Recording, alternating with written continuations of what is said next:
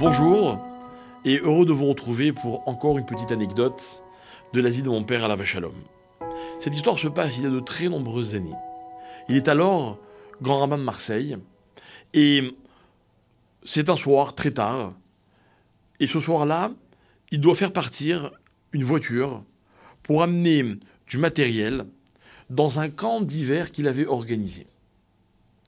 Quelqu'un lui avait prêté une voiture, donc une espèce de camionnette pour transporter tout le matériel, mais la voiture n'était pas en très bon état. Donc il décide d'aller avec son frère, son jeune frère, mon oncle, dans une station-service pour vérifier un peu les niveaux, regonfler un peu les pneus et je ne sais quoi d'autre. Il est tard, on est à Marseille, et ils sont dans la station-service, l'endroit est complètement désert, et voilà qu'il y a tout près d'eux une voiture, et un monsieur est en train de faire le plein d'essence de sa voiture. Mais le monsieur n'a pas vu mon père, et mon père n'a pas vu ce monsieur. À ce moment-là, rentre dans la station-service une autre voiture dans laquelle il y a 3 jeunes.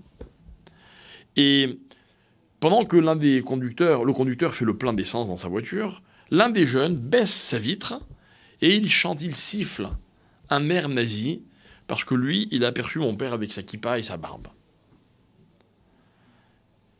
Alors, mon père nous a raconté que pendant quelques instants, il a hésité sur la marche à suivre et tout d'un coup, il prend le cric de la voiture donc sa voiture, enfin la voiture qu'on lui avait prêtée, et il va vers la voiture dans laquelle il y avait 3 jeunes, ok, donc il y avait 3 jeunes contre 2 beaucoup moins jeunes, et comme s'il allait chercher la bagarre, il leur dit « J'ai entendu quelque chose ?»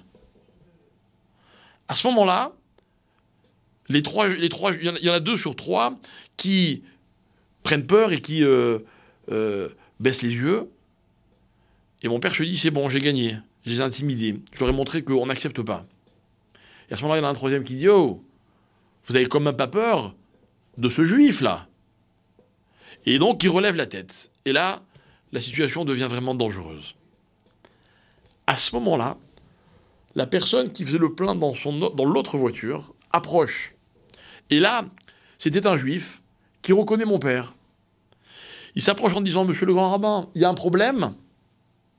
Ne vous inquiétez pas, je vais appeler des renforts et je les embarque tout de suite. Et il leur dit, vous avez vos papiers ? Donc là, tout d'un coup, silence total. Et il leur dit, je vous donne une dernière chance.